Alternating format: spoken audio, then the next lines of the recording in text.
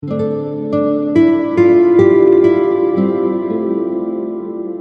voix des mots. Une fenêtre ouverte sur la beauté. Dans la bibliothèque sonore de Voix de Paris. Une collection précieuse d'histoires et de livres audio.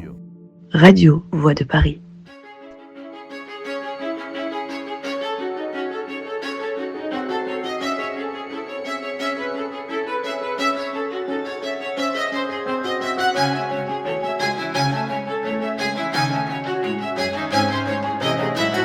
Clara brise le silence.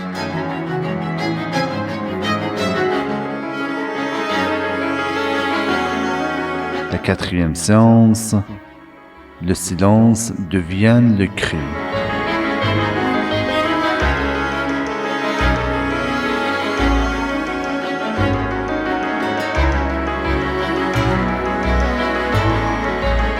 Les jours passaient et Clara se trouvait de plus en plus confrontée aux nouvelles formes de discrimination.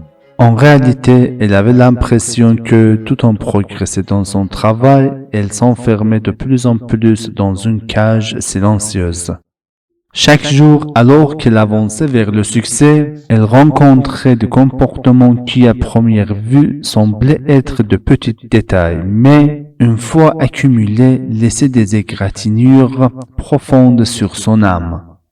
L'un de ces comportements agaçants était celui d'Antoine, un collègue de Clara qui travaillait dans le département des ventes. Antoine avait toujours une façon de parler qui montrait qu'il n'avait aucun respect pour Clara. À chaque fois que Clara lui parlait, il réagissait avec indifférence à ses paroles.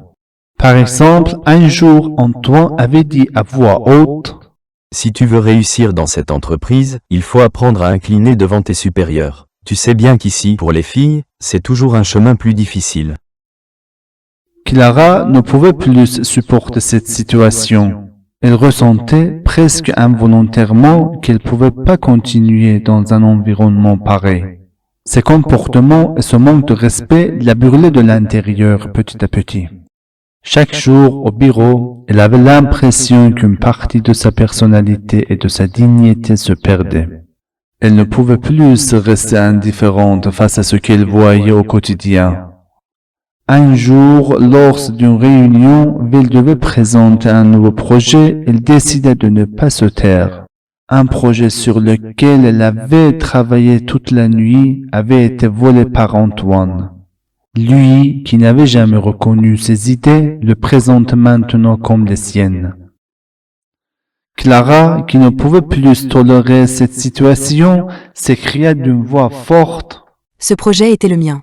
Pourquoi personne ne m'écoute ?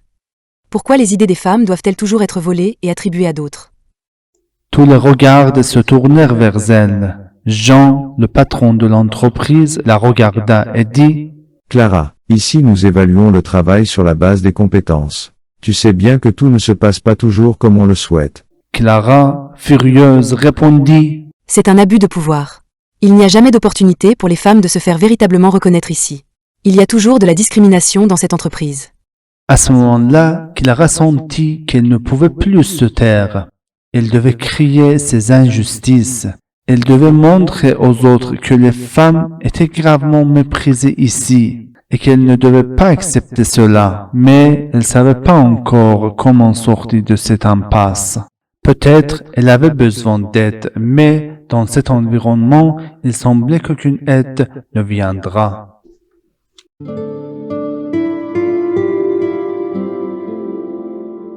La voix des mots. Une fenêtre ouverte sur la beauté. Dans la bibliothèque sonore de Voix de Paris. Une collection précieuse d'histoires et de livres audio. Radio Voix de Paris.